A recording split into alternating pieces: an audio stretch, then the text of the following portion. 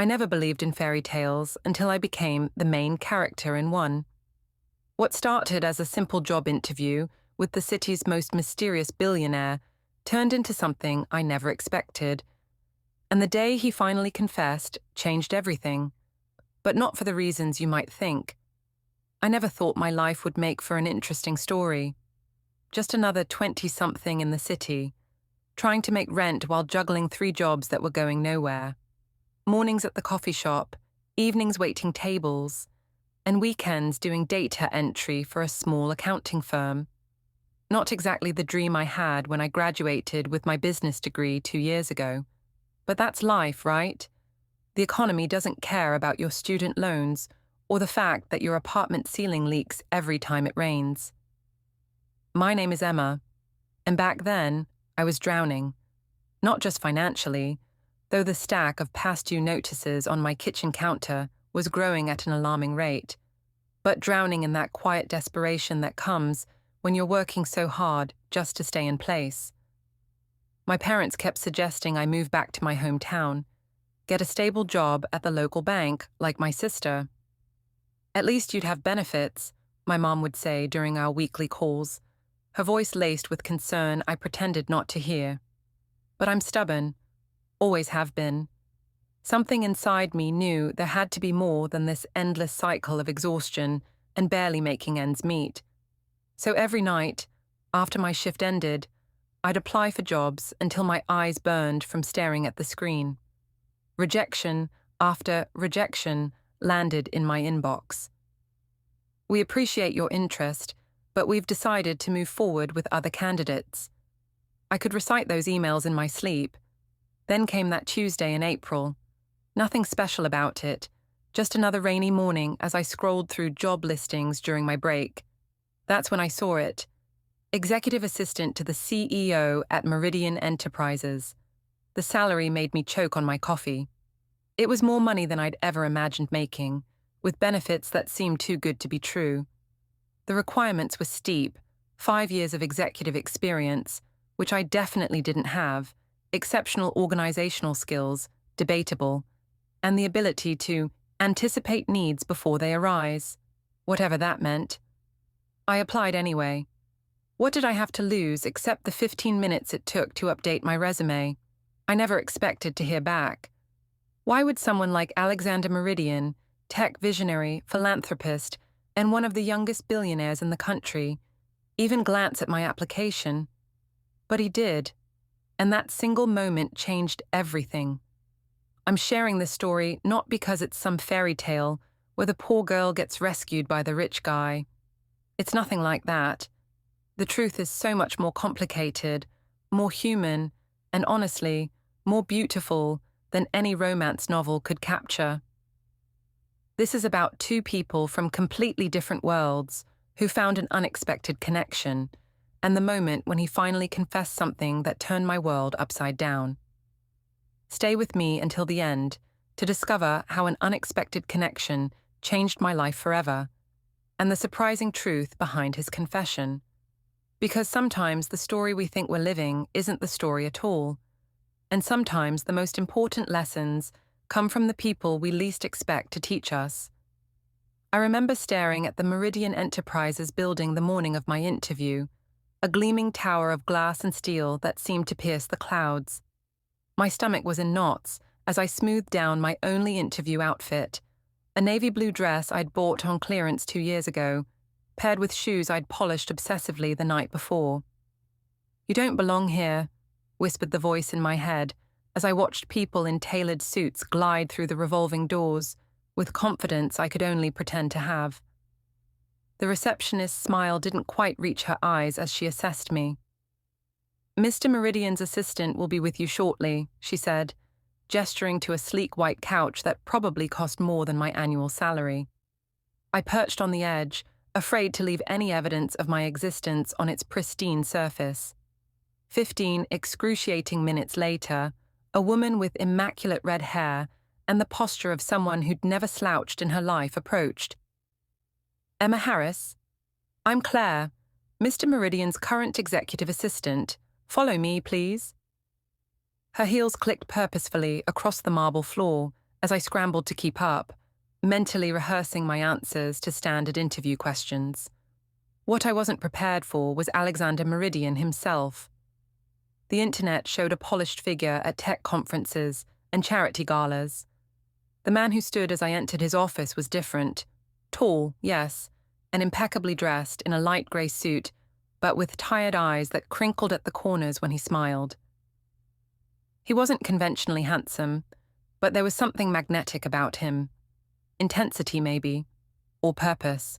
"Emma, thank you for coming," he said, gesturing to the chair opposite his desk. No pretense, no power plays of making me wait while he finished important calls. He simply sat down and asked, "What made you apply for this position?" I had a carefully crafted answer ready, something about career growth and administrative excellence. Instead, what came out was the truth. "Honestly, Mr. Meridian, I'm working 3 jobs just to stay afloat, and I saw the salary on this posting, but now that I'm sitting here, I realize I probably don't have the qualifications you're looking for." I thought I'd just talked myself out of the job, but he laughed, a genuine sound that transformed his face. Finally, someone who doesn't recite a rehearsed speech about their passion for executive assistants. He leaned forward. "Tell me about these 3 jobs." So I did. I told him about the coffee shop manager who criticized my latte art, about the regular customers at the restaurant who treated me like I was invisible, about the mind-numbing tedium of data entry.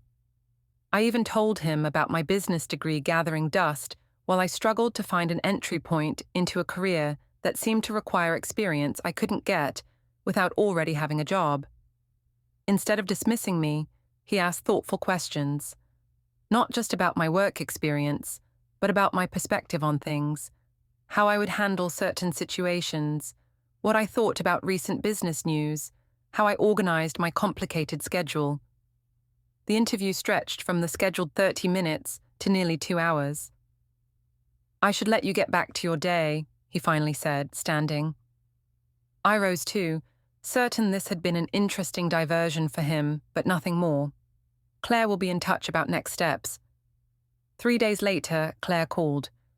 "Mr. Meridian would like to offer you the position," she said, her tone suggesting she found this as surprising as I did. The salary was even higher than advertised. I nearly dropped the phone. "There must be some mistake," I said. "I don't have the experience." "Mr. Meridian said you have something better than experience," Claire interrupted. "Potential. Can you start Monday?" And just like that, I stepped from one world into another. What I didn't know then was that Alexander Meridian saw something in me that I couldn't yet see in myself, and that this was just the beginning of a story neither of us could have predicted. My first weeks at Meridian Enterprises were a blur of new faces, complicated systems, and the constant fear that someone would realize I was completely out of my depth. Claire stayed for a month to train me, her efficiency both intimidating and impressive. "He's particular," she warned on her last day, handing me a thick binder of preferences and protocols. "But fair. Don't make the same mistake twice, and you'll be fine." What Claire didn't mention was Alexander's unexpected kindness. When I accidentally scheduled over an important investor call, I braced for the anger that would surely end my employment. Instead, he simply said, "We all make mistakes. Let's fix it together." He stayed late with me that evening, rearranging his schedule while explaining the relationships between various stakeholders in his company. "Why aren't you upset?" I finally asked. He looked genuinely puzzled. "What purpose would that serve? You're smart and you care about doing well. That's all that matters." Then he ordered dinner for us both and asked about my family, while we ate at his conference table. Small acts of consideration became a pattern. He noticed when I skipped lunch and started keeping my favorite snacks in his office kitchenette. When my ancient laptop finally died, a new one appeared on my desk the next morning. "It's a business expense," he insisted when I tried to protest. "I need you at your best." My roommate Jess was convinced he was grooming me for something sinister. "Billionaires don't just act like this," she insisted over our weekly wine night. "He must want something from you." Not everyone has an agenda, I argued, though her words planted a seed of doubt. Was I missing something?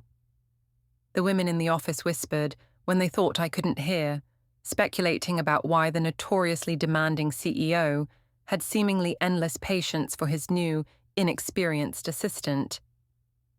3 months in, Alexander asked me to join him for a business trip to Tokyo.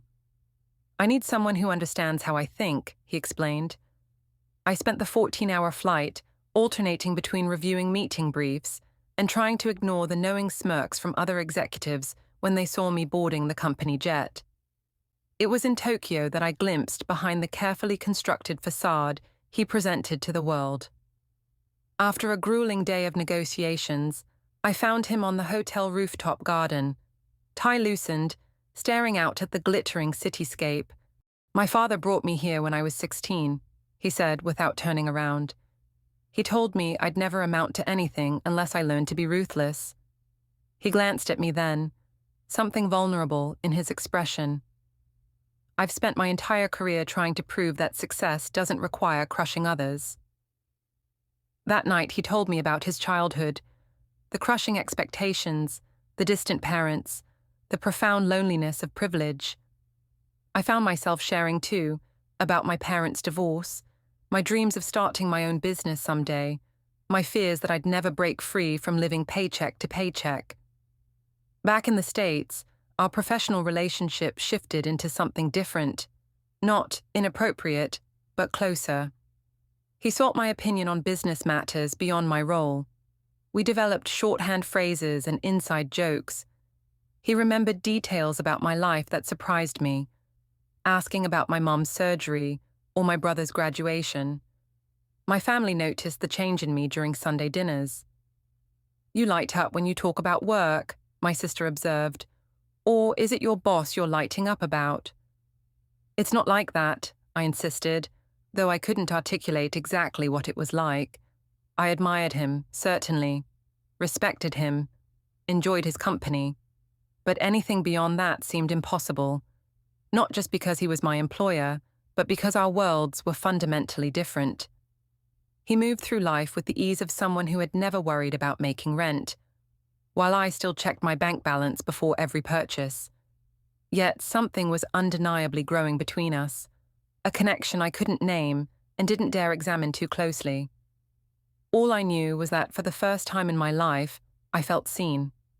Not for what I could do or what I represented, but for who I actually was. And that feeling was both wonderful and terrifying, because deep down, I suspected it couldn't last. As months passed, my life transformed in ways I never could have imagined. My cramped apartment with the leaky ceiling became a distant memory after I moved into a sun-filled one-bedroom that I could actually afford. The constant knot of financial anxiety in my stomach slowly unraveled. For the first time since college, I started saving money, building a future instead of just surviving the present. But the changes weren't just financial. Working alongside Alexander expanded my world. He insisted I attend business meetings rather than just scheduling them, encouraged me to voice my ideas, and actually listened when I did. "You see things differently," he told me once. "That's valuable." When I mentioned my interest in sustainable business practices, he handed me a project developing green initiatives for the company. "Show me what you can do," he said simply. My confidence grew as I succeeded in tasks I'd never thought myself capable of. Alexander was demanding, but never demeaning, pushing me to stretch beyond my comfort zone while providing support when I needed it. "You're not reaching your potential if you're not occasionally terrified," he'd say with that half-smile that had become familiar. The more I learned about him, the more the public perception of the ruthless billionaire seemed like a character he played rather than who he truly was. Yes, he was brilliant and driven, but also deeply thoughtful.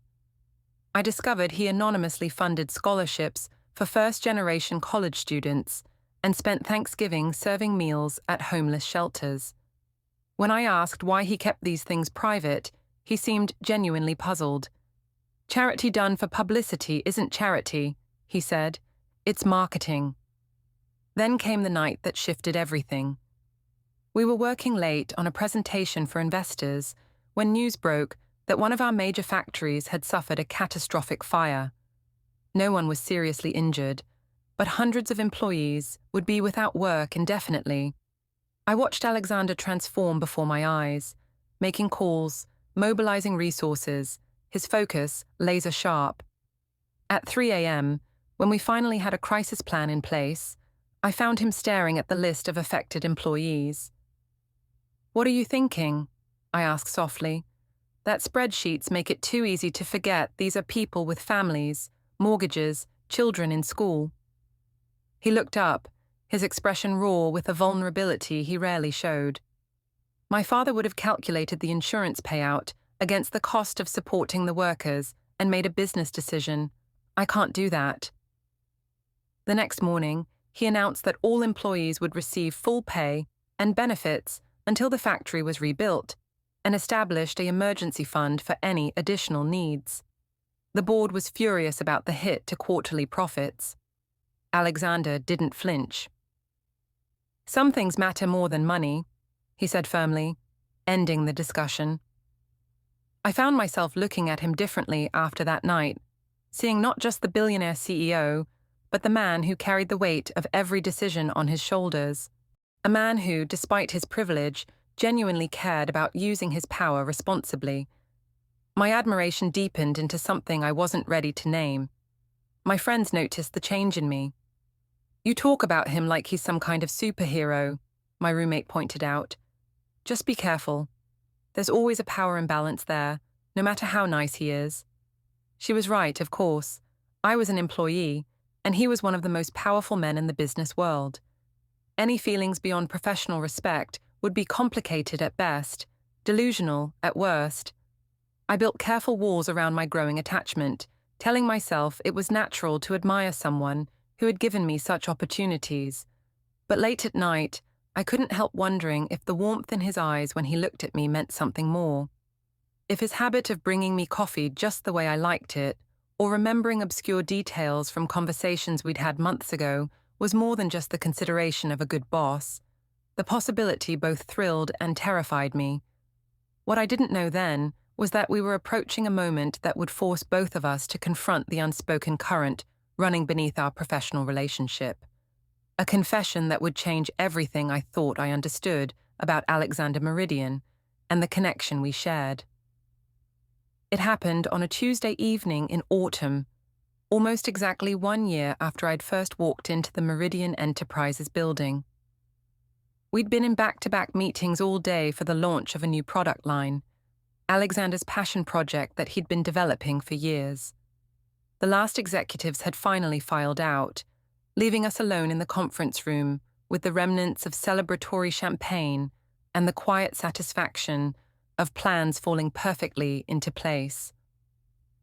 Alexander looked different somehow, energized yet peaceful, as if some internal struggle had finally been resolved. He loosened his tie and leaned back in his chair, studying me with an intensity that made my heart skip. "Walk with me?" he asked suddenly. We ended up on the private rooftop garden he'd created atop the building, a secret sanctuary of greenery and quiet in the midst of the city's chaos.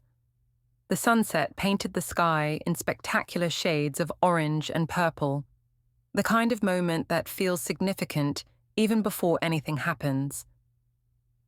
"I have something I need to tell you," he said, his voice uncharacteristically hesitant. "Something I've wanted to say for months now." My breath caught. Time seemed to suspend as 1,000 possibilities raced through my mind. Was he firing me? Promoting me? Had he somehow sensed the complicated feelings I'd been trying so hard to suppress? "Emma, He paused, running a hand through his hair, a rare gesture of uncertainty from someone usually so composed. "I need you to know that I love you." The words hung in the air between us. Despite all the scenarios I'd imagined, I wasn't prepared for the raw honesty in his voice, the vulnerability in his expression. "Not as my assistant," he continued quickly, as if afraid I'd misunderstand. not even as the friend you've become. I'm in love with your compassion, your determination, your perspective on the world. I've never met anyone who challenges me the way you do, who sees through the facade to the person I'm actually trying to be. I couldn't speak, couldn't even organize my thoughts. Part of me wanted to throw caution to the winds, to tell him I'd been fighting my own growing feelings for months. But another part, the practical, self-protective part, held back. Alexander, Please, let me finish, he said gently. I know this complicates everything. I know about the power dynamics, the assumptions people will make. That's why I've spent months trying to ignore how I feel. But I can't do it anymore. He took a deep breath. I'm not asking you for anything. I don't expect you to reciprocate, or even to respond right now. I just couldn't continue pretending. And then came the confession that truly changed everything. I'm stepping down as CEO, he said quietly. What? I finally found my voice. But Meridian is your life's work, everything you've built.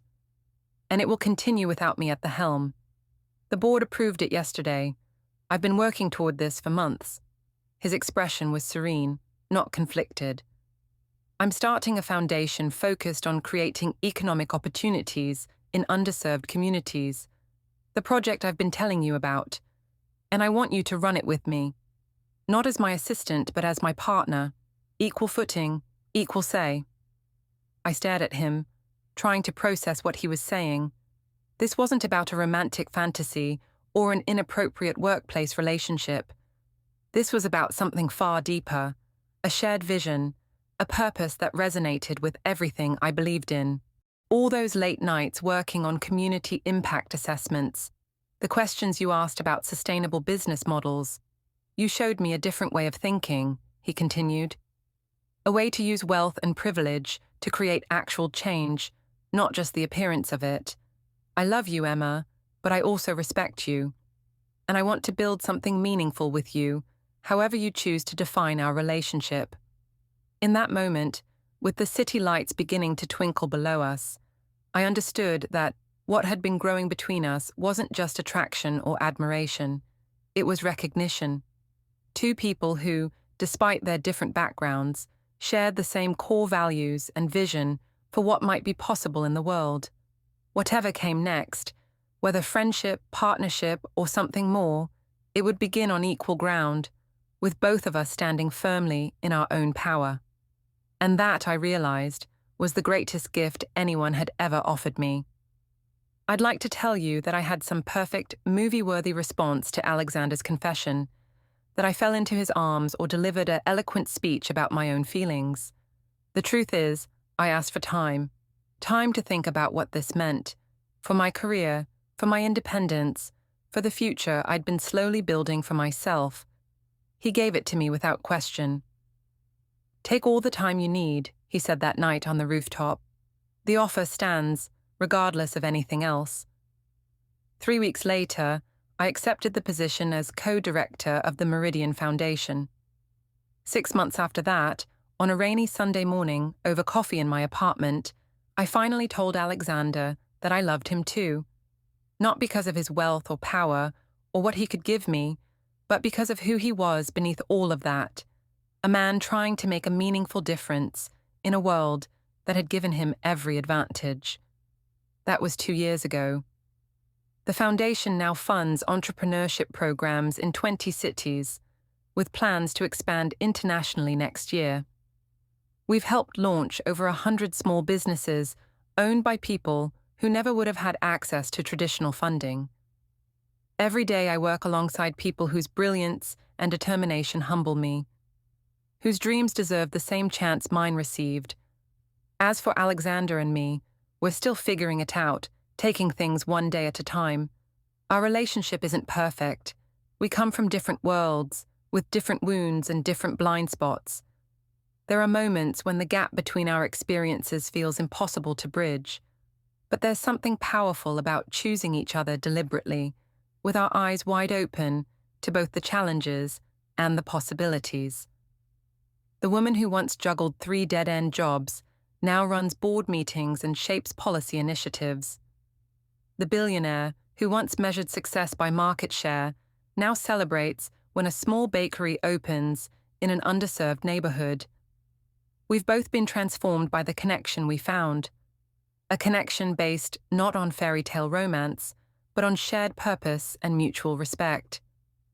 I sometimes think about that rainy Tuesday when I first saw the job listing for Meridian Enterprises, how close I came to not applying because I didn't think I was qualified. How one moment of courage or desperation changed the entire trajectory of my life. Not because a wealthy man rescued me, but because taking that chance opened a door to discovering my own capabilities, my own worth. That's the real love story here. Not just between Alexander and me, but between each of us and the best versions of ourselves that we help each other become. The truest confession wasn't his declaration on the rooftop. It was the daily acknowledgement that we are stronger together than apart. That connection across difference is possible when we truly see each other.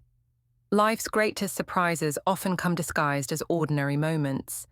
If you've ever had an unexpected connection change your path, share your story in the comments. And if you want to hear more real-life plot twists like mine, subscribe to this channel for weekly uploads that will make you believe in the extraordinary within the ordinary. Because sometimes the story we think we're living isn't the story at all, and that's where the real magic happens.